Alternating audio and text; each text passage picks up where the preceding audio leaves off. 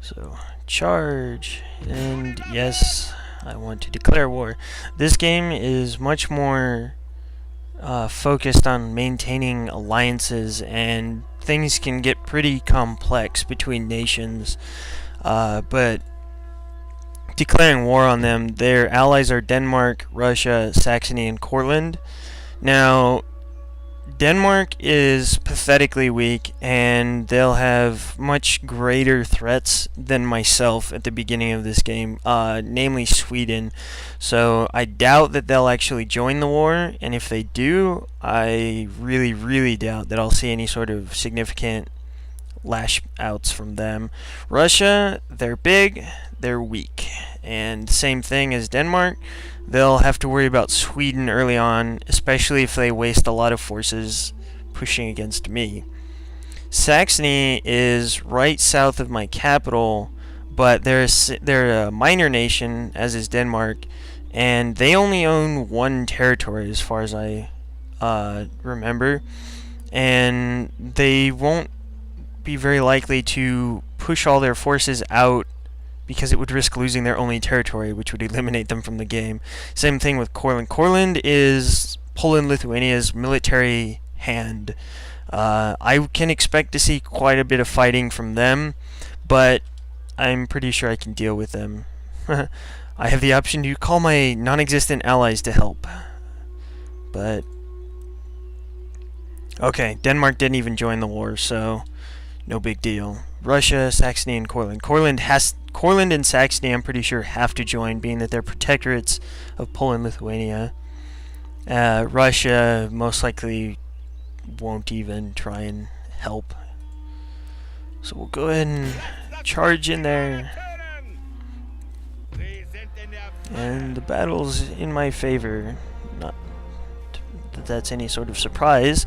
You'll notice that this bar was gray at the beginning of before I engaged them, and that's because every city inherently has some sort of city militia that will rise up when you attack it.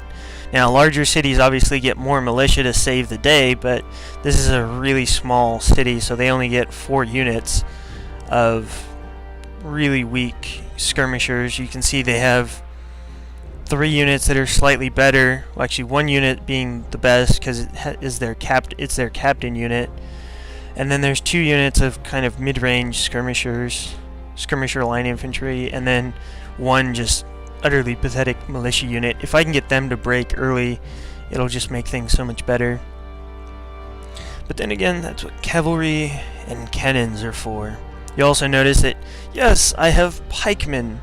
In an age of guns, pikemen are still incredible fighters. And I should get a chance to show you.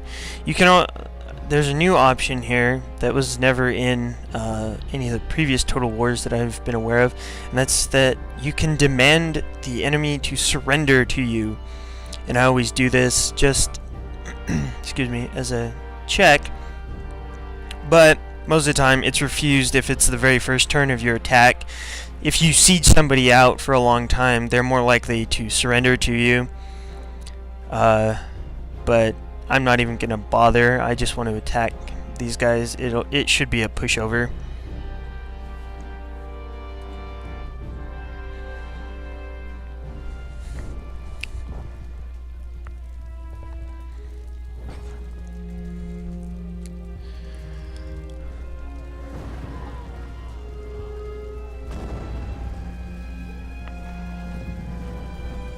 Okay. So general strategy for this fight will most likely to be having my cannons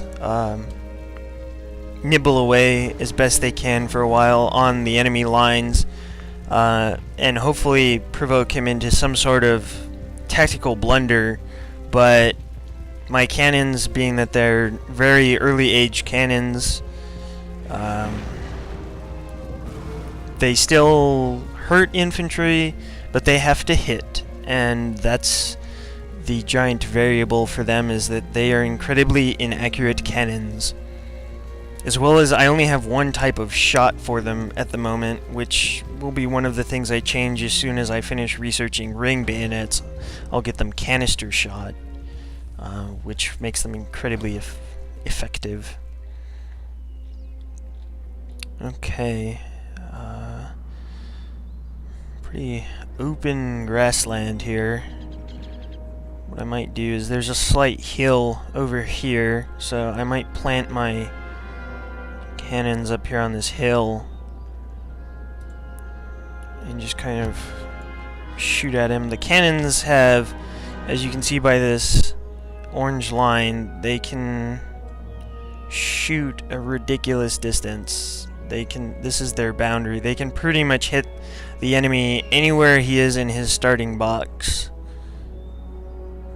So that's good. Now the reason why I don't line them up here is because this hill isn't very high, so my cannons, being that they're fixed cannons and cannot move from the position they're starting in, they'll have a hard time shooting over these trees because they'd have to do it the entire fight. Putting them over here in the corner just makes things easier for them. They'll get a better shot, hopefully, at killing something. We'll go ahead and just line up everyone. Let's see what we can get there. At this stage in the game, it is advisable to spread your units as far as they'll go, which I haven't quite done here, but I don't want to get too far into the back of my own line here, because you can only, as you'll notice eventually in this battle, your front line only shoots. The back lines don't shoot yet. You have to research a special technology to make them do that.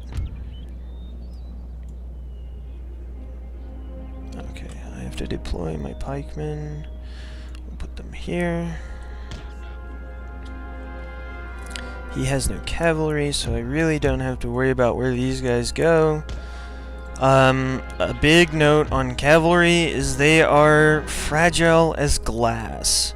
So if you drop your general into the middle of a fight, he will most likely die. If he is unsupported or does not have the element of surprise on his side. So as you can see, my cannons are already firing, and pretty much just let them pick the target for now, I suppose. This is his captain unit here. Madly rushing them over to the defense of his infantry. Good, and try and hit them.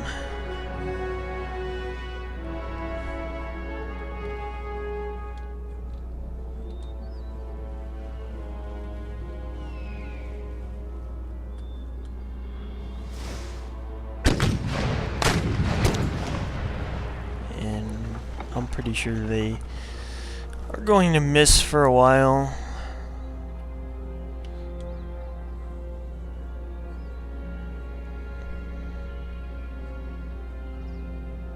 Congratulations, you haven't killed anyone.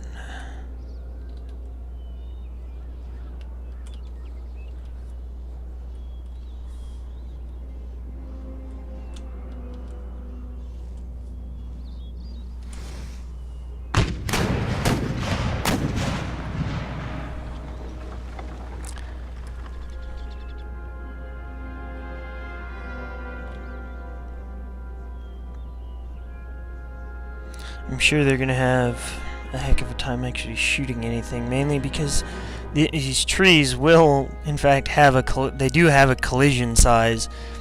So a cannonball trying to fly through this woodland is almost impossible.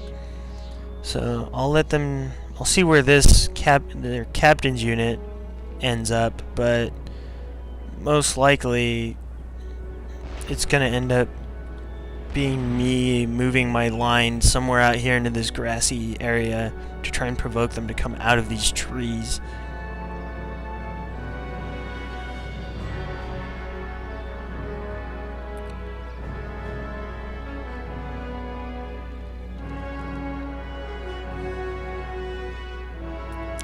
Where are you running to? And why are they running there? my cannons start shooting at them. Maybe since they're heading out into the open field, something will happen. The best thing I can hope for by aiming at the captain's unit is that the captain actually gets shot by the cannons.